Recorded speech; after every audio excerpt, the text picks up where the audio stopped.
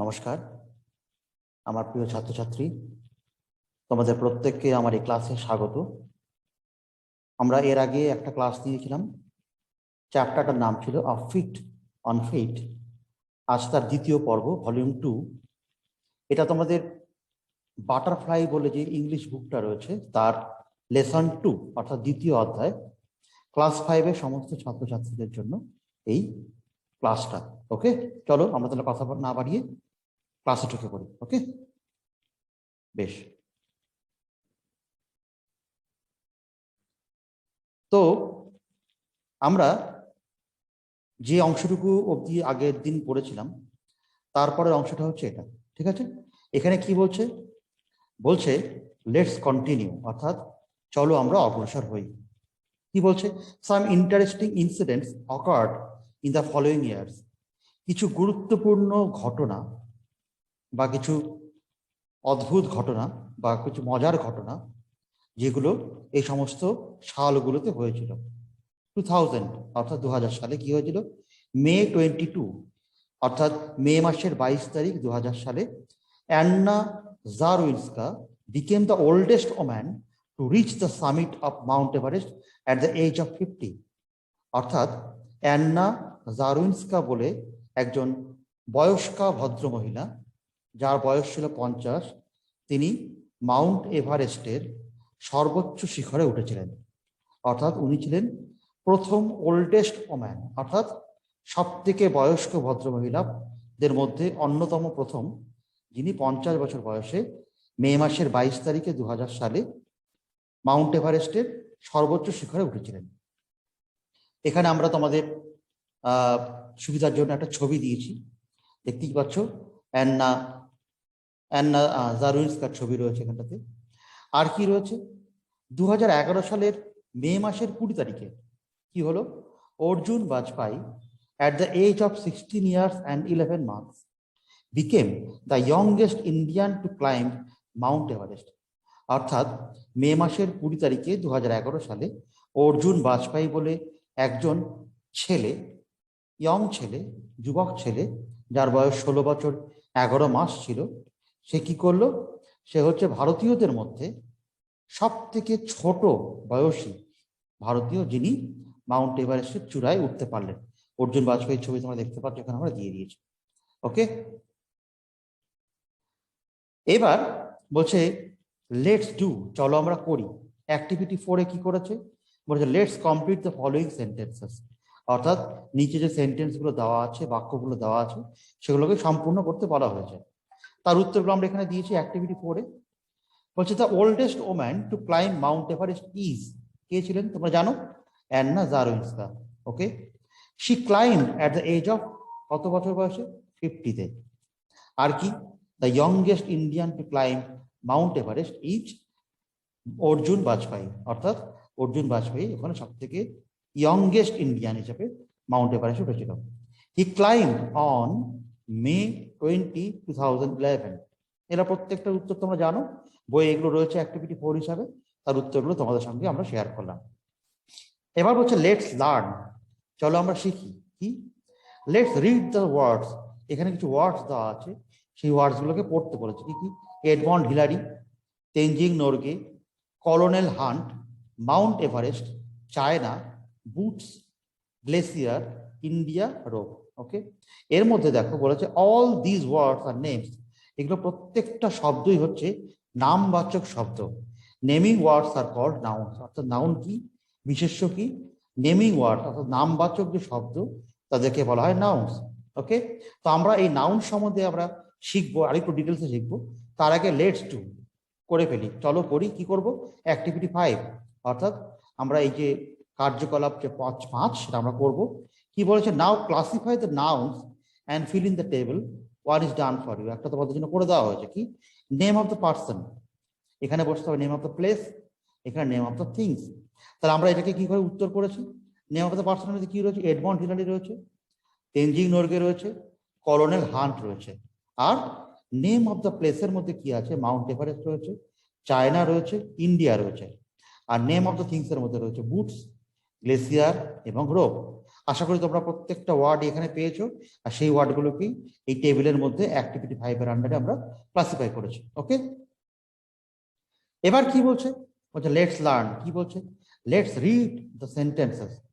চলো শিখি, চলো আমরা এই যে বাক্যগুলো পড়ি। India is a country. এখানে ইন্ডিয়াকে দেখো একটা কালার দিয়ে ইন্ডিকেট করা হয়েছে, আর কান্ট্রিকে একটা আলাদা কালার দিয়ে ইন্ডিকেট করা হয়েছে। The word India is the name of a particular country. এই যে ইন্ডিয়া বা ভারতবর্ষ, এই যে শব্দটা, এটা একটা বিশেষ দেশের নাম। India is a proper noun. তাই জন্য এই যে ইন্ডিয়া, এই যে শব্দটাকে, এই নাউনটাকে আমরা বলি প্রপার নাউন, অর্থাৎ এটা একটা নাম বোঝাচ্ছে, একটা দেশের নাম বোঝাচ্ছে। তাহলে কি বলছে? Proper noun specifically indicates the name of any person, country, mountain, river etcetera. অর্থাৎ প্রপার নাউন হচ্ছে সেই নাউন যেটা কি করে? স্পেসিফাই করে বা নির্দেশ করে, হ্যাঁ, কি যে কোনো নাম। কার নাম? সেটা ব্যক্তির হতে পারে, দেশের হতে পারে, কোনো একটা পাহাড় পর্বতের হতে পারে, নদীর হতে পারে, ইত্যাদি ইত্যাদি। The word country is more general. কিন্তু এই কান্ট্রিটা কিন্তু একটা জেনারেল শব্দ, মানে কোনো বিশেষ কোনো কান্ট্রি নয়। ইন্ডিয়া একটা কান্ট্রি, বাংলাদেশ একটা কান্ট্রি, পাকিস্তান একটা কান্ট্রি, তাহলে সবাই কান্ট্রি, তাই না? এগুলো তাহলে কান্ট্রি হচ্ছে একটা general word. The word country is a common noun. তাই জন্য এই টাইপের শব্দগুলোকে, কান্ট্রি টাইপের শব্দগুলোকে বলে কমন নাউন, কারণ এগুলো প্রত্যেকটার ক্ষেত্রে কমন হতে পারে। ইন্ডিয়া কান্ট্রি, বাংলাদেশের কান্ট্রি, তাহলে কমন হয়ে গেল জিনিসটা। আর কমন নাউন ইন্ডিকেটস আর জেনারেল রেফারেন্স। তাহলে একটা বিশেষ ক্ষেত্রকে আমরা যখন নাম দিয়ে প্রকাশ করি সেটা প্রপার নাউন। আর জেনারেল মানে যে কোনো ক্ষেত্রে, একটা সাধারণ ক্ষেত্রে যখন কোনো একটা নামকে আমরা উল্লেখ করে থাকি তখন সেটাকে বলা হয় কমন নাউন। বলছে লেটস ডু, চলো আমরা করি। কি? অ্যাক্টিভিটি 6, এই কার্যকলাপ 6টা করার আগে কি করতে বলেছে? Let's classify the following words into common nouns and proper nouns. তাহলে এখানে কি আছে? কমন নাউন্স এবং প্রপার নাউন্স রয়েছে, সেগুলোকে আমাকে ক্লাসিফাই করতে হবে। তো এটা করার আগে, এটা আমরা অবশ্যই করব, তার আগে আমরা একটু অন্য কিছু দেখে নিই। সেটা হচ্ছে ডেফিনিশন অফ নাউন, অর্থাৎ নাউন অর্থাৎ বিশেষ্যর সংজ্ঞা। কি বলছে? আর noun is simply a naming word. অর্থাৎ নাউন হলো একটা নামবাচক শব্দ। It is a word used to refer the name of a person. একটা ব্যক্তির নাম হতে পারে, আ প্লেস একটা জায়গার নাম হতে পারে, আর থিং একটা বস্তুর নাম হতে পারে। হ্যাঁ, সেটা কি হতে পারে? সেম কাইন্ড অর ক্লাস, একই একই টাইপের হতে পারে, একই ধরনের হতে পারে। আর কালেকশন অফ থিংস, অনেকগুলো বস্তুর একটা সংগ্রহ হতে পারে। আর নোশন এটসেট্রা হতে পারে। ওকে, তাহলে ক্লাসিফিকেশন অফ নাউন, অর্থাৎ নাউন কয় প্রকার এবং কি কি। তাহলে প্রথমেই আমরা পড়ছি কমন নাউন্স। কমন নাউন্স কি? বলছি common nouns refer two general name of things, places, animals or person of one kind. অর্থাৎ একটা বিশেষ ধরনের বস্তু, জায়গা, প্রাণী বা ব্যক্তির নামকে যখন বোঝানো হয় তখন সেটাকে বলা হয় জেনারেল ক্ষেত্রে, অর্থাৎ সাধারণ ক্ষেত্রে, তখন সেই নামগুলোকে বলা হয় কমন নাউন। যেমন ধরো বলছি বিহার। বিহার হচ্ছে একটা স্টেট, একটা রাজ্য, তাহলে বিহারটা কিন্তু প্রপার নাউন, তাই না?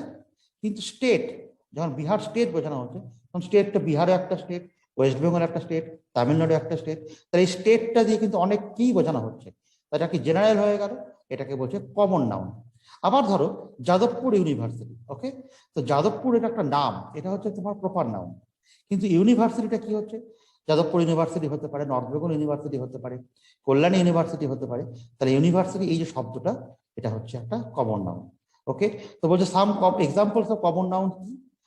বুক, continent, country, state, river, dog, girl, boy, city, village, town etcetera. Okay, আশা করি কমন নাউন বুঝতে পেরেছো। এবার হচ্ছে প্রপার নাউন্স। অলরেডি আমরা প্রপার নাউন্স বলেছি, তাও একবার বলছি। Proper nouns are nouns that refer to specific people, animals, places or things. তাহলে এখানে স্পেসিফিক কথাটা মানে বিশেষ ক্ষেত্রটা বোঝানো হচ্ছে। ঠিক আছে, আগের ক্ষেত্রে ছিল জেনারেল মানে সাধারণ ক্ষেত্র, আর এখানে বিশেষ ক্ষেত্র। কাদের? কোনো ব্যক্তির নাম হতে পারে, হ্যাঁ, কোনো একটা প্রাণীর নাম হতে পারে বা জন্তুর নাম হতে পারে, জায়গার নাম হতে পারে, থিংস বা বস্তুর নাম হতে পারে। Proper nouns like Bihar, Steve, white house, এই সমস্তগুলো প্রত্যেকটাই হচ্ছে কি প্রপার নাউন। কেন? বিহার হচ্ছে একটা স্টেট, তাহলে স্টেটটা কমন নাউন। স্টিভ একজন হচ্ছে ম্যান, একজন ব্যক্তির নাম। হোয়াইট হাউস হচ্ছে একটা বিল্ডিং এর নাম। তাহলে এগুলো প্রত্যেকটাই হচ্ছে তোমার কি বিহার, স্টিভ, হোয়াইট হাউস, এগুলো প্রত্যেকটাই হচ্ছে প্রপার নাউন। তো সেরকমই আরো কিছু এক্সাম্পলস হচ্ছে Asia, Canada, Nile, Meera, Salim, Karachi, Taj Mahal, Victoria Memorial, Red Fort etcetera, এই সমস্তগুলো। নেক্সট হচ্ছে কংক্রিট নাউন্স। কংক্রিট নাউন্স কি? Concrete nouns are nouns that refer to things that exist physically and can be touched, seen, smelled, felt or tested. আমাদের যে পঞ্চেন্দ্রিয় রয়েছে, যেমন ধরো চক্ষু, কর্ণ, নাসিকা, জিহ্বা এবং ত্বক, সেগুলোর দ্বারা আমরা এগুলোকে ছুঁয়ে দেখতে পারি, গন্ধ শুঁকতে পারি, অনুভব করতে পারি এবং স্বাদ অনুভব করতে পারি। ওকে, যেমন can I pet your dog? Okay, তো আবার can I please pass the salt?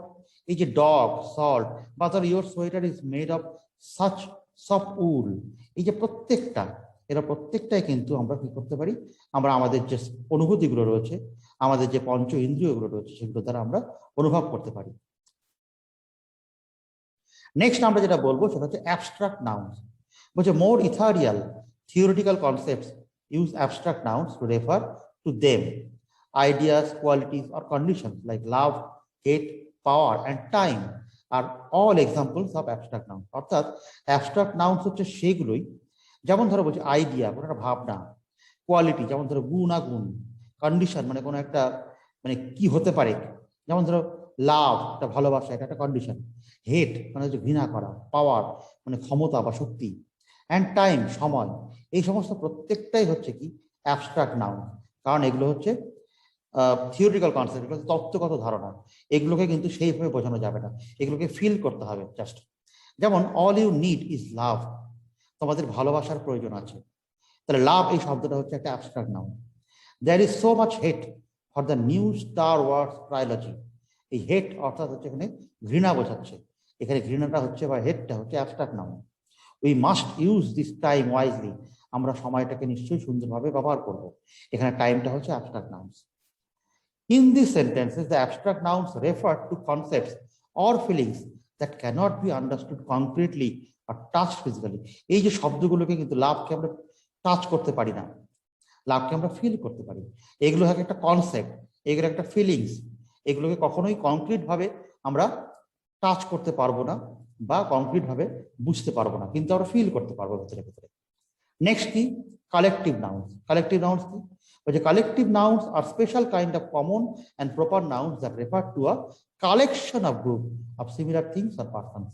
অর্থাৎ একটা গ্রুপের কালেকশন, সংগ্রহকে, বা সেটা সিমিলার থিংস বা পার্সন হতে পারে, একই ধরনের বস্তু বা একই ধরনের ব্যক্তিদের কালেকশন হতে পারে, সেটাকে হচ্ছে তোমার কালেকটিভ নাউন। কিরকম? বলছে লুক অ্যাট দ্যাট গ্যাগল অফ গিজ, এই যে গ্যাগল অফ গিজ এটা হচ্ছে তোমার collective noun. There used to be herds of wild buffalo on the prairie. এই যে হার্ডস, এটা হচ্ছে একটা অনেকগুলো ওয়াইল্ড বাফেলোর একটা সমষ্টি বোঝাচ্ছে। A crowd of kids is in the pool today, এটা তাহলে ক্রাউডটা কিসের? কিডসদের একটা সমষ্টি বোঝাচ্ছে। The team did a great job in the competition, তাহলে টিমটা হচ্ছে এখানে কালেক্টিভ নাউন, কারণ অনেকগুলো ব্যক্তির সংগ্রহ এখানে হয়ে আছে।